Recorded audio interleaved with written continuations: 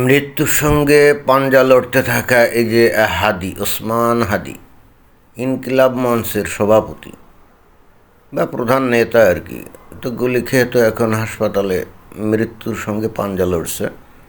বাঁচবে কি বাঁচবে না একমাত্র আল্লাহই বলতে পারে। তো তার সাথে বা তার পরিবারের সাথে কী ধরনের রসিকতা শুরু হলো যখন এই ছেলেটা এই যে গুলি খেয়ে হাসপাতালে ভর্তি আছে। স্বাভাবিকভাবে তার গ্রামের বাড়ি বরিশালের কোনো একটা জায়গায়। তো গ্রামের বাড়ি তার যে আত্মীয় স্বজন আছে আর কি, বিশেষ করে বোন টোন এবং আরও যারা, তারা কি করলো, তারা সাথে সাথে গ্রাম থেকে রওনা দিয়ে ঢাকার উদ্দেশ্যে রওনা দিল এবং বাড়িতে তেমন কেউ ছিল না, আদৌ মনে হয় কেউ ছিল না।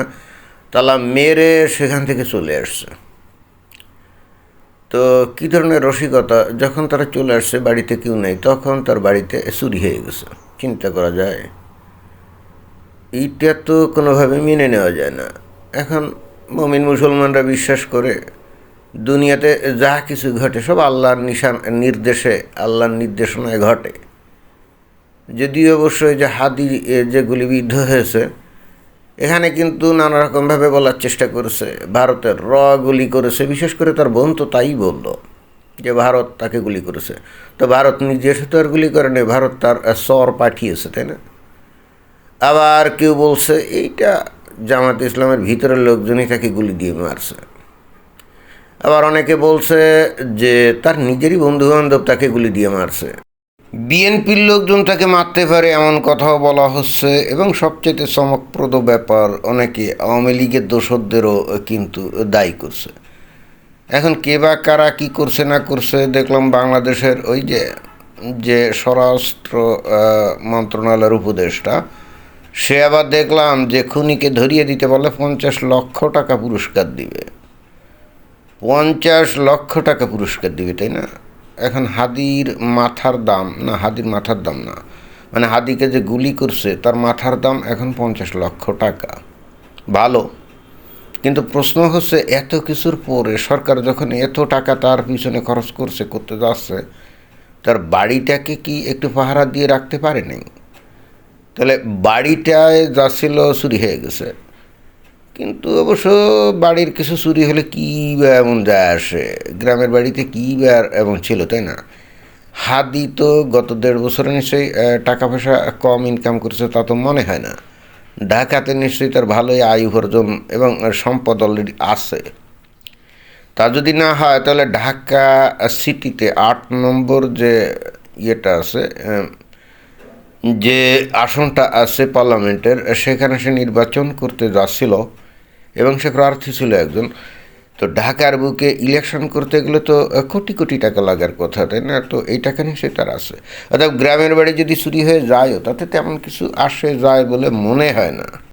তো ঘটনা হচ্ছে যে তাকে কে বা কারা গুলি করছে এটা নিয়ে নানা রকম জল্পনা কল্পনা যদি হয়ে থাকে, তাহলে তার এই গ্রামের বাড়িতে কে বা কারা চুরি করলো সেটা নিয়েও তো একটা জল্পনা কল্পনা হতে পারে যে কারা চুরি করতে পারে। সম্ভাব্য এই চোর কোন দলের, এইটা কি তার নিজেদের কেউ, অথবা বিএনপির কেউ, অথবা আওয়ামী লীগের বা জাতীয় পার্টির, নাকি মানে বুঝলাম না। মানে এটাও তো মনে হয় যে একটু জল্পনা কল্পনা হওয়া উচিত যে এই ধরনের দুর্দিনে, এই ধরনের একটা কঠিন সময় তার বাড়িতে চুরি করতে গেলো কারা, তাদের পরিচয়টাও তো আমার মনে হয় যে প্রকাশ্যে আসা উচিত। যেখানে তার জীবন নিয়ে টানাটানি, সেখানে তার প্রতি ন্যূনতম কোনো সম্মান বা সহানুভূতি এই চোর দেখায় নাই। এটা তো অন্তত চোরের কর্মকাণ্ড থেকে পরিষ্কার। হাদিকে যেগুলি করছে তার একটা সম্ভাব্য ছবি নাকি প্রকাশ করে তারপর 50 লক্ষ টাকা তো পুরস্কার ঘোষণা করা হয়েছে, তাই না? কিন্তু তার বাড়িতে যে চুরি করলো এই চোরদের কোনো সম্ভাব্য ছবি দিয়ে এখানে কি কোনো পুরস্কারের ঘোষণা দেওয়া হবে কি না, এটাও কিন্তু মনে হয় যে একটা চিন্তার দাবি রাখে। এবং আমি একটা জিনিস আদৌ বুঝছি না, এই যে বর্তমানের যে জেনারেশন, হ্যাঁ, দেখবেন যে প্রচণ্ড বেয়াদ্দপ টাইপের, অসভ্য এবং মুখে কোনো লাগাম নাই, অশ্লীল কথাবার্তা আমরা এই গত 15-16 মানে 16-17 মাস ধরে এবং তার আগ থেকে এই যে তথাকথিত যে মানে আন্দোলনকারী যারা আর কি, এদের যে মুখের ভাষা আপনারা দেখছেন, তারা স্লোগানে এমন কিছু অশ্লীল শব্দ নিয়ে স্লোগান দিয়েছে যেটা কিন্তু বাংলাদেশের ইতিহাসে গত 54 বছরে আমরা কোনো দিন শুনি নাই।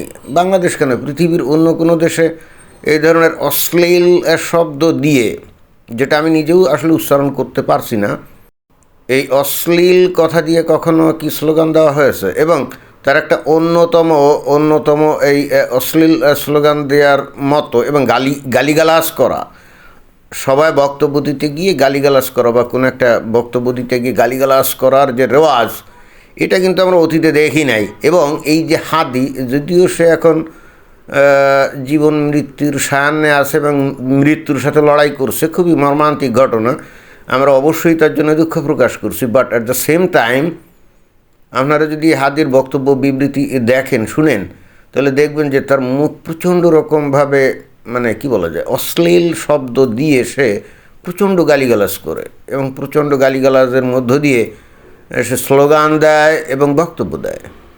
এখন এই ধরনের একজন ব্যক্তি বাংলাদেশে অনেকটা বীর পুরুষ হয়ে গেল না?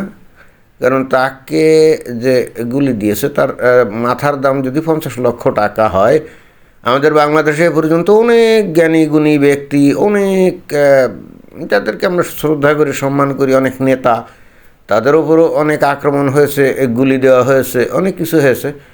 কখনো তাদের উপরে যারা আক্রমণ করছে তাদেরকে ধরিয়ে দিলে কোনো পুরস্কার দেওয়ার কোনো ঘটনা তো আমরা অতীতে তো দেখি নাই।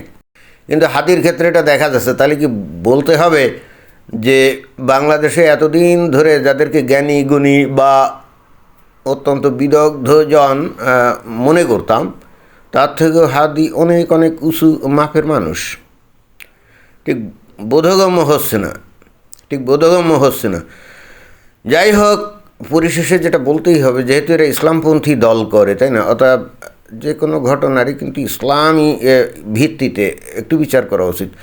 আগের ভিডিওতে আমি বলছিলাম যে দুনিয়াতে কি মহাবিশ্বে কোনো কিছুই তো আল্লাহর হুকুম ছাড়া হয় না, তাই না?